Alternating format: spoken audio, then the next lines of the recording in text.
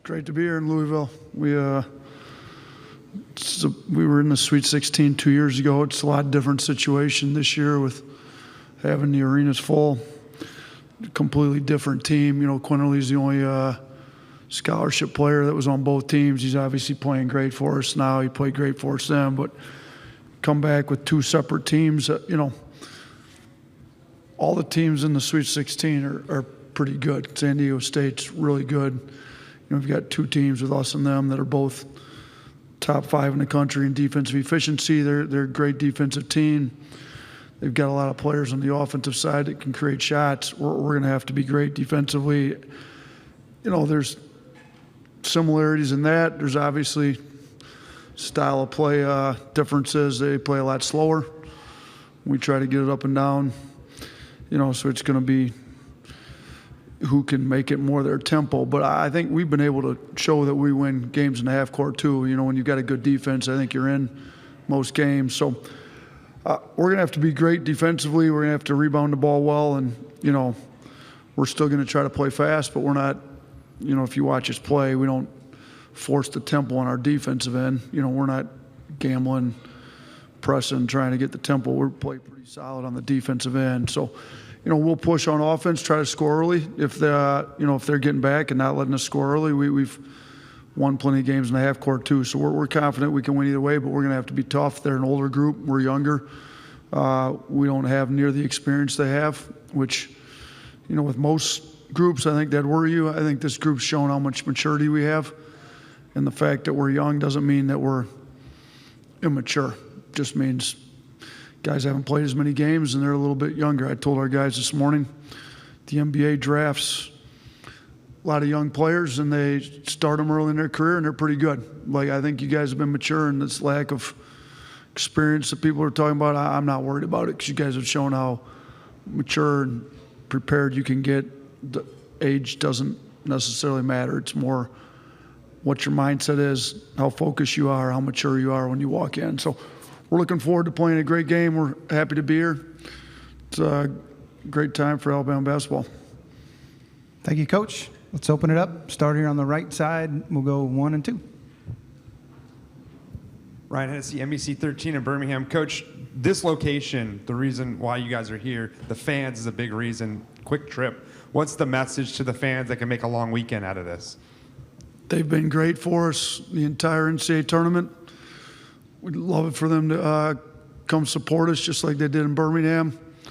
Yeah, when you get the #1 overall seed, you get to choose your first 2 locations. So we chose the 2 closest places, obviously Birmingham and now here. So, you know, it's not too long of a drive, and we need their support. They've been great for us all year. We love to hear them. We loved having them in Birmingham. We loved them having them in Nashville for the SEC tournament. So just a little further, you can stop through Nashville on your way up here to Louisville. Dana O'Neill with The Athletic.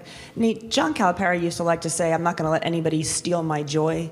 And with everything that's been going on around your program, have you, and maybe even more importantly, your players, been able to enjoy this? Yeah, we're having a blast. We're winning games. We know who we are. We've got a great group of guys that lean on each other, that have come close. We've never lost sight of the fact that we have a heartbreaking situation surrounding the program. Like, that's the fact that we have such a good group of guys enables them to keep that, as they should, be a serious matter, and it has been. But, you know, you play basketball from the time you were young to get to these moments, and we're going to enjoy these moments. That they've earned the right to enjoy the moment they're in, and I think our guys are having a lot of fun. And you know what? I delete all social media apps off my phone before the season. I encourage our guys to spend more time watching film and everything.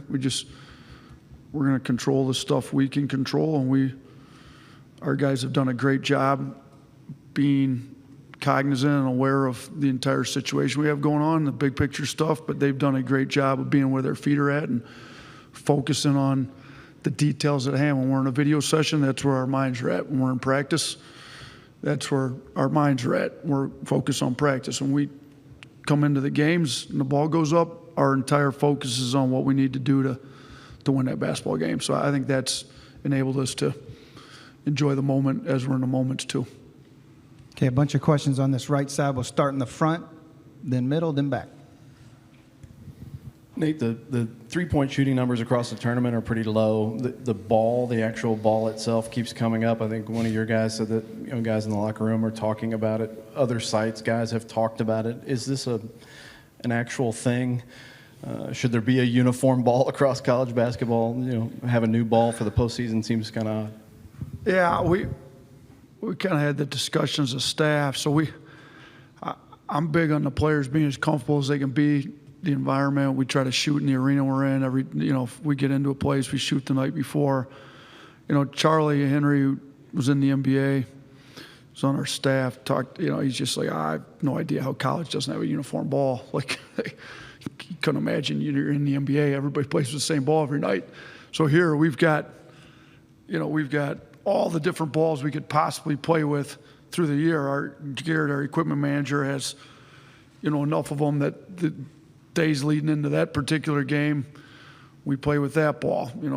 Nike School, Wilson, whatever, go down the line. I do think it'd be a lot better if the NCAA mandated a particular ball. I'm sure there's money aspects involved with all that. I don't play anymore. I used to play. I still shoot occasionally when we're in there with the guys. I've felt the ball. You can pump up any ball to be too hard. It'd be great if the referees actually made sure it was within the guidelines of how hard it's supposed to be pumped up. Because obviously if you pump it up to where it's a rock, you're not going to shoot as well. It's going to come off the rim every time it hits us. But I don't see that there's an issue with the ball. I think defenses get better. As you look at the teams that are still winning, most of them have pretty good defenses. When the defenses get better, shooting percentages go down. I'm sure the NCAA is on top of making sure the balls are all going to be correctly inflated and all that here for these Sweet 16 rounds. But we got to do a great job of getting our shooters open shots, and I'm not going to be too worried about the ball. I'm going to be more worried about the stuff I can control. We preach it to our players all the time. I have zero control over the ball. I don't think there's an issue with it. Let's make sure we get our really good shooters as many good looks as we can and get the percentages up to where we need them to be. Staying on the right side, third row. Hey there, Coach. Obviously, Coach Saban stopped by practice yesterday, but a day before that, he had some pretty pointed words about a player that had gotten into trouble on his own squad. And, that man is intentional just with some of his word choice. I'm curious if you took that to be a criticism of how the basketball team has handled the tragic situation this winter. Yeah, so he and I talked that night, and I didn't take it that way at all. Got a ton of respect for Coach. I said my opening press conference when I got hired at Alabama that he may be the best coach for team sports in modern sports history. When I was a high school coach back in Romulus, I had a whole section of Saban quotes in our practice plan. I still have it. I probably use them a little less now that we're here, and they get plenty of Saban quotes just in the regular media. But I've got a ton of respect for him. He's been tremendously supportive of our program since he's got here. He says it all the time. He wants the entire athletic department to do well. He's been at multiple games this year. He came yesterday to speak to the team, and he was good. Players loved it. He and I got a great relationship, and I'm really thankful for the support that he's given us and continues to give us with the basketball program at Alabama. Okay, we have two more questions here in the back row on the right, and then we'll go to the left side. Billy Witz with the New York Times. Nate, the Alabama, I'm sure like a lot of schools, they bring in speakers either externally or internally to address things like how to treat women, NIL opportunities, even media training. And I'm just wondering, even though like guns are legal in Alabama, I understand, but they're not allowed to be on campus. Are athletes at all counseled or addressed on issues dealing with guns? Yeah, we've had, like you said, we bring in speakers of all different types throughout the year. We've had that's been addressed. Certainly, and we've got an unbelievable administration with us, and they take the opportunities when it's appropriate to re-emphasize things that have been previously talked about and need to be emphasized, and that's been done. And I think our administration and our coaching staff's done a great job using the resources we have at Alabama to really help these young men grow into better adults and better citizens moving forward. What was the message before? I'm sorry if this is Lauren. What was the message then? I guess at some point earlier this season, before the shooting, about guns and whether just. I mean, we emphasize you have to follow university policy. There's university policy, and as a student athlete, you should be well above reproach on all university policies regarding any of that type of stuff. Okay, next question here on the right. Nick Kelly, Tuscaloosa News. Nate, San Diego State's three-point defense is, I think, number 4 in the country. What stands out about that group and what they do against around the perimeter? Yeah, so if you look at the way they guard, a lot of teams get their threes off, running a ball screen or an action. You got to pull a third defender in. That guy's got to go from rotation to help. They switch a lot, 1 through 5. I think they switch all the time, 1 through 4 on ball screens. A lot of times they switch with the 5. Sometimes they don't. They definitely have it in their package. But when you switch, you don't have to pull a third defender in. You guard the pick and roll with 2. Now you may have to get some help on a post up or helping your big, but they do a great job. As a whole concept of how they guard defensively. Their coaching staff does a great job, but then their players individually. We get a lot of threes. Our guys are able to beat players one-on-one. So obviously they switch. They've got their power forward or center on, our point guard, and they can beat them, get in the lane. All of a sudden help comes, we spray the ball out. They do a great job not getting beat. So, people can look at, just get out, challenge. Well, it's more than that, because if you don't help once you get beat, you're giving up a layup. You see some teams just refuse to help. They're scared of the way we shoot it, so they're not going to help, and we end up with 40 at the rim attempts and shoot 80% of those. So you can't just choose to not help off our shooters, or you're going to give up layup after layup after layup, unless you can sit down and guard the ball and not get beat. They have really good individual defenders that don't get beat. We're going to have to do a great job on our offensive end. We've played some really good defenses in the SEC. You look at Tennessee's. If you look at the top 5 defenses, I think we're one of them. And then after we play San Diego State, I think we'll have played 3 out of the 4. So we played against great defenses. They didn't have fun. We lost at Tennessee. This is another one of them. We're going to have to be on point. They're tough. They're physical. They're big. They're strong. They move their feet. They take pride in it. So we're going to have to do a good job and be sharp, and we can't turn the ball over. That's another issue. They will force turnovers with how physical they are too. Got time for one more question, actually, and that's on the second row on the end, on the left. Right here, Nate.